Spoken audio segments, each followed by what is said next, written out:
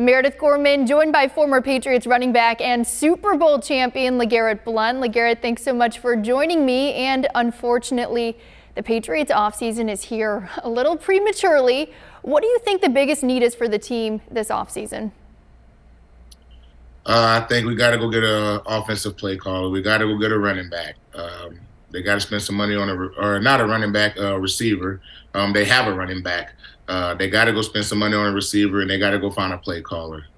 It is going to be, it's going to be a long off season for those guys, and they got to make some adjustments. But the most important part right now, if they were going to address something right now, it got to be the offensive play caller. You got to find someone that's going to be able to maximize those guys' talent in the right way. Yeah, and how do you see that Patriots offensive coaching staff situation shaking out? Do you see them bringing in a new offensive play caller from the outside? Yeah, I mean, I got some ideas. I don't have any inside information or anything like that, but I got some ideas that make sense. Obviously, a lot of coaches, whenever they leave their respective programs or organizations or whatever, they usually leave to go up. If you're leaving as an offense coordinator, you're not going anywhere else as an offense coordinator. You're going as a head coach. But you can go from one place to another as a coordinator. And I think that Eric Bieniemy is a huge, huge asset to anyone. I think that's somebody that you have to look into. Obviously, Josh having a tough time in Vegas. He's always an option. You got to find a play caller. You can't have Matty P and Joe Judge doing it again. Yeah, and speaking of some people who have stayed with the Patriots for a long time, you played with both Matthew Slater and Devin McCourty, who may have each played their last games with the Patriots and in the NFL. What were those guys like as teammates? They were great. They were amazing.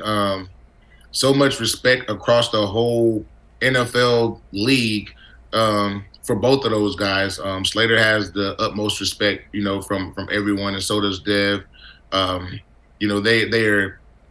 Slater is a huge part of what their success has been in New England over the course of his years, being a special teams guru, doing everything in practice that they require and ask of him to do.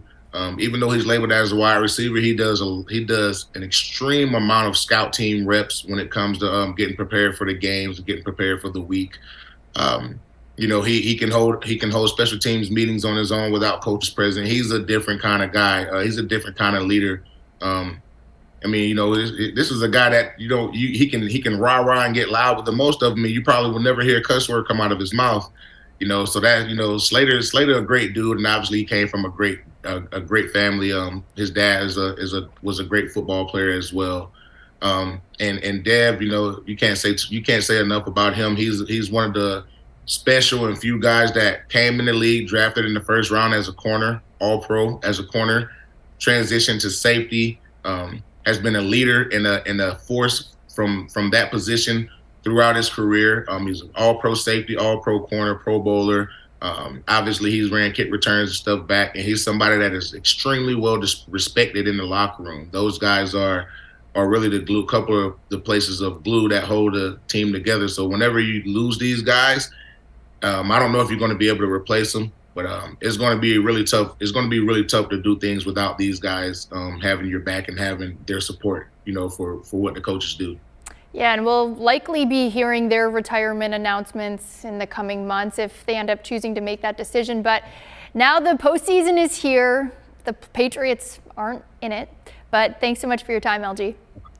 Sucks. The Patriots aren't in it. But it's all good, though. We'll be back next year.